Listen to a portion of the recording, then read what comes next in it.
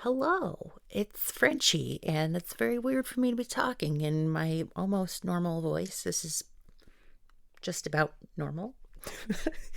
And yeah, so anyway, but because normally I don't post my regular voice on this channel, it's just me singing or speaking in some other voice. So yeah, anyway, I had this idea of something that we can do as a collaboration between pretty much anybody in the fandom who wants to do it. So in this video, I'm just going to kind of explain what the first step is. So what are we doing? Where do you find the stuff if you want to do it? How do you use that? And then what's going to happen after? So if you don't know who I am, and I don't expect anybody to, because I'm really not that famous, I have, as of this video, I have 60 whole subscribers on YouTube. Yeah. But basically, I write songs for the, currently it's just the redacted characters. Maybe someday I'll write fan art for something else. I don't know. And every once in a while I write a song that's just because it's just a song. But anyway, I had this idea of a fan art song that would be one that we could all do together. And I wrote it last year. I just finished the harmonies this week. And it's just something that I thought would be fun for everyone to participate in. So the song is an alma mater for the Dahlia Academy for Magical Novices, because it's a university, so it needs an alma mater. And so the style would be a hymn, because I try to stretch myself a little bit when I'm writing my music. I write different styles, so I've done stuff that's jazz. Most of my stuff is kind of show tuney, but anyway, I was like, how would I write a hymn for the redacted verse? Because like, where would that go? But like an alma mater, that works because we have college. And so then, yeah, so that's what it is, which works really nice for choral singing because that's choral singing. So virtual choir, if you've never done it, was something that got really popular during the pandemic. They existed before, but a lot of people did them during the pandemic. But basically, you learn your parts separately, and then everyone records their part separately, and then you send it in, and then some sucker on the other end, in this case that'd be me, is going to digitally assemble everything into one big file, and then it's going to sound like it's a whole bunch of people singing together. And I've never done this before from the editing, producing side, but I've participated in them on the singer side. So I'm hoping that I set it up right for you guys. But we'll see. Anyway, so I set up a bunch of different videos or audios depending on how you're seeing it. So if you go into the Google folder that I have here, there's a link in the description. There's audios that have all different versions of the song. And you'll get the same thing if you go to that YouTube playlist. It's just obviously like a video. It's just a static video. There's nothing happening on the screen really.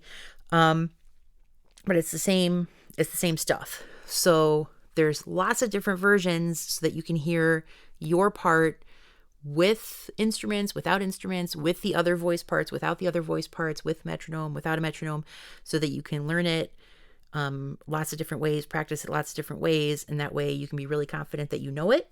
When we get to doing the actual final recording and you are going to submit your audio, you're going to get a different version of this that we'll work with that I don't have ready yet, but this I just wanted to have for everybody as soon as possible so you could start learning it, hear it, especially for people who don't read music. I wanted you to have plenty of time so that anybody who wants to participate can participate. I don't want anyone feeling left out. Like I want lots of people on this.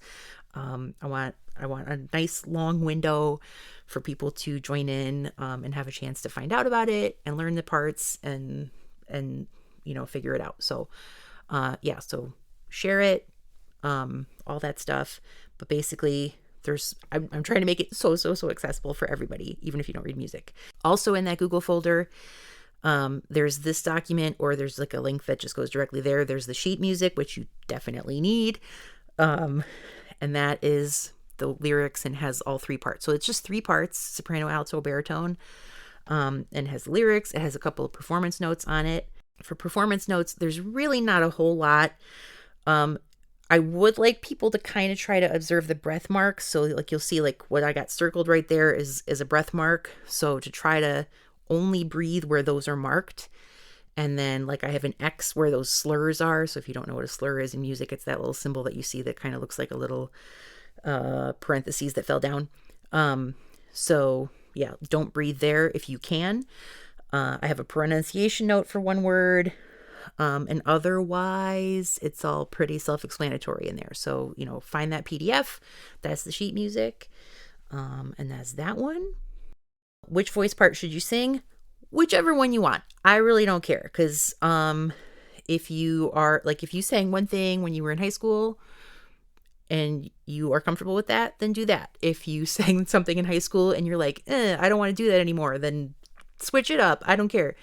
We don't assign voice part by gender. Like if you feel like you can sing soprano and that's comfortable range for you, then do that. And if you feel like baritone, then do that, whatever, like whatever you're comfortable with. Cause obviously like I sing all kinds of different parts, different ranges myself. So I'm open to whatever you guys want to do.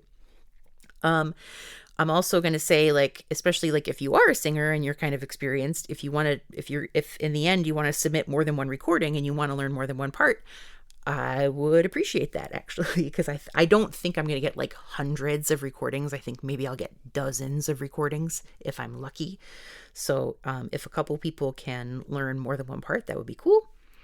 But yeah, ultimately, whichever one you're more comfortable with. And I would say like, because you don't know this song yet, the one thing I'll say is like, don't assume that the melody is the easiest part. Go by the range that's the most comfortable for you. So like if singing high is not easy for you, then go for one of the lower parts. And if going low is not easy for you, then go for the higher part, or whatever.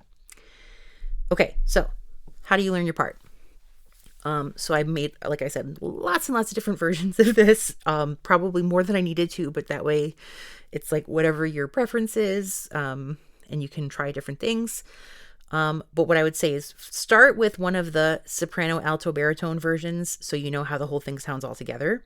Then the next thing would be listen to just your part. So like you want to learn just your part. I have a couple versions where like it's just your part and the organ, or just your part by itself.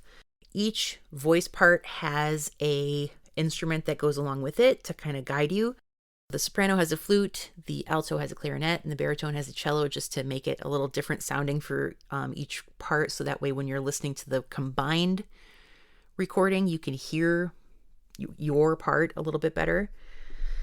Then the next thing, once you've kind of mastered your part, then try singing it along with one of the combined versions, like the soprano, alto, bass. That's what SAB means.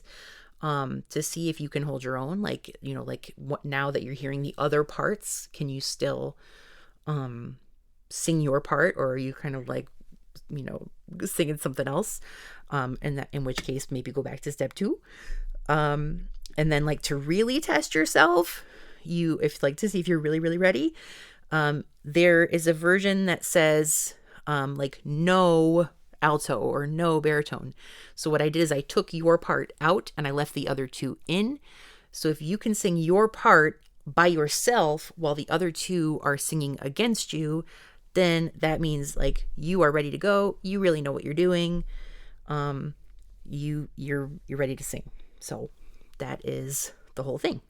Okay. So then after you learn your part, what happens next? So I'm going to post a sign up form soon. Really, that's just so that I can have one way to contact people who are interested. Cause like, I know like there's some people on Discord, there's some people on Tumblr who saw this. It's like, I just need like one place to get in touch with people. And so like the most I'm going to collect from you, I promise, is like, what name do you want to be credited as in the video, if at all? And you can totally be anonymous if you'd like to be anonymous. That's fine. And I would like an email address. And I promise I'm very, very good about like, you're not going to end up like on a big like email chain with a bunch of like other people. Like I will keep your information safe and all that stuff. So like, that's the most I'm going to ask from you. Like, I'm not asking for anybody's address, or like, I don't care where you live. Like, I don't care about any of that. Like, maybe country. Like, I might ask country just like as a point of interest. Like, that might be fun to know, but like, that will be like optional. Like, so I'm not going to ask for anything, very like nothing creepy.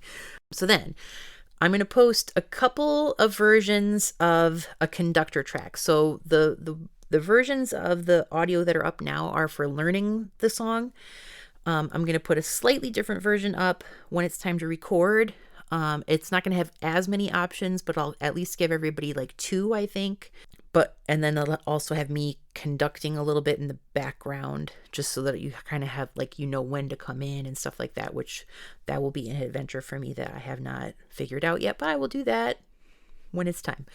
Yeah. So, but anyway, so the way that'll work is you're going to listen in your headphones to the conductor track, and then either in another device, or if you know how to set it up right so that you can listen to one thing and record at the same time on the same device, yay for you. That's how I do it, but not everybody knows how to do that. So, whatever you got to do. But yeah, so that's how you'll record. And I'll have instructions on the conductor track for like basically you're going to kind of clap for me at a certain point. And I'll instruct you in the conductor track, like, here's where you're going to clap. And that's how I'm going to line everybody up.